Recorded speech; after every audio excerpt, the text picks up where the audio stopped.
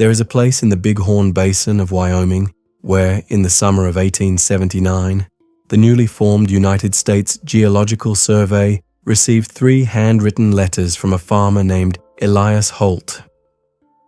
The letters were received, they were logged, and then they were filed under a category that to this day remains administratively classified as Anomalous Biological Claims, Western Territories. Not dismissed, not disproven, simply set aside. The Bighorn Basin itself is a geological depression so vast and so peculiarly symmetrical that Clarence Dutton, the Army geologist who formally mapped the Colorado Plateau that same year, 1879, and whose field observations remain among the most precise documents in American geological literature, described similar basin formations as evidence of a physiographic violence so ancient it leaves no vocabulary adequate to describe it. Dutton was a careful man. He chose that word with deliberate intention. What Holt described in those letters was not, as popular retellings suggest, a creature of legend. His language was precise, almost clinical. He described a being of approximately 11 feet in standing height, with a skeletal structure that he compared, specifically, to the diagrams in Dr. Joseph Leidy's monograph on extinct megafauna. The proportions near identical, yet the subject was breathing. Joseph Leidy.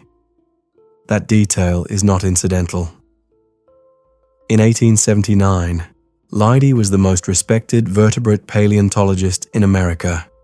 The man who had formerly described the first, nearly complete dinosaur skeleton recovered on American soil. Holt was not a man of formal education. He had access to one scientific text, a single illustrated pamphlet distributed through the Smithsonian's Western Outreach Initiative. He described the proportions correctly. He used the right name. That convergence is the detail that persists, quietly in the record. The Earth does not erase what it has hosted. It reclassifies it. Here is where the comfortable explanation begins to develop fractures. The Carboniferous period, approximately 307 million years ago, sustained atmospheric oxygen concentrations between 30 and 35%. Today's atmosphere carries 21%. This is not a hypothesis.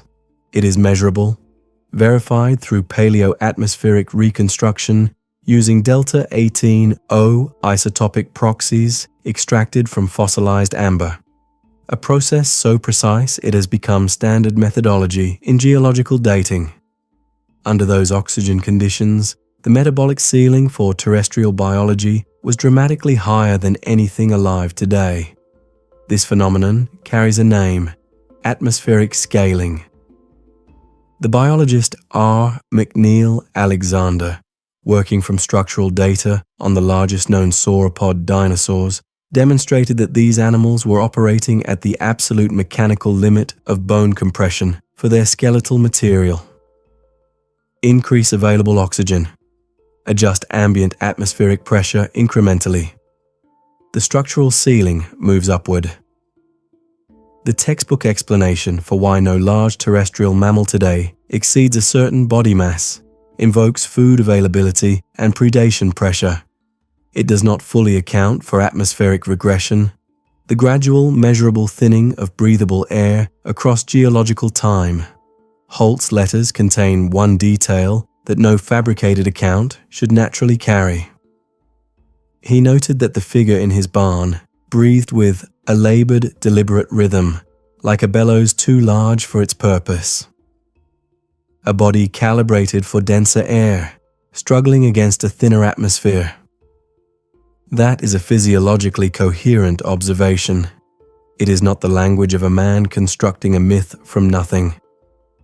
The Cardiff giant, unearthed in 1869 in upstate New York, a full decade before Holt's letters reached the survey, was declared a hoax within weeks of its excavation. It was. George Hull had commissioned its carving from raw gypsum. P.T. Barnum purchased a replica and exhibited it before the original was authenticated. But the institutional speed of that closure is itself a historical anomaly. The same scientific establishment that spent years carefully authenticating far more ambiguous Pleistocene finds dismissed this discovery in days. The reflex was not investigation, it was termination.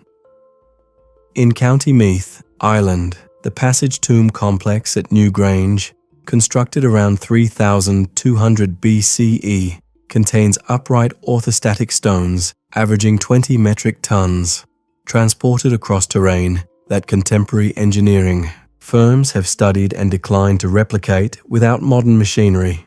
The same pattern of impossible scale appears at Tiwanaku, Bolivia, where the Pumapunku complex contains andesite blocks cut to tolerances of 0.5 millimeter, tolerances that correspond to the output of modern computer-controlled machining. And across the Deccan Traps of India, a basaltic formation covering 500,000 square kilometers exhibits a uniformity of mineral composition that no single volcanic event in the current geological model fully explains. The same scale, the same structural precision, the same persistent silence, on separate continents, separated by centuries. A pattern does not need to announce itself to be real.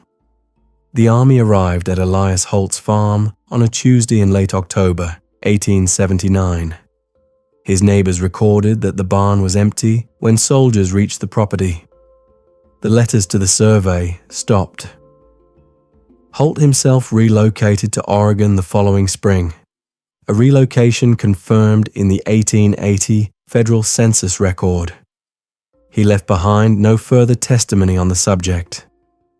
What does not leave is the administrative reflex, the practiced institutional speed with which certain categories of human observation are moved from the column marked evidence to the column marked anomalous.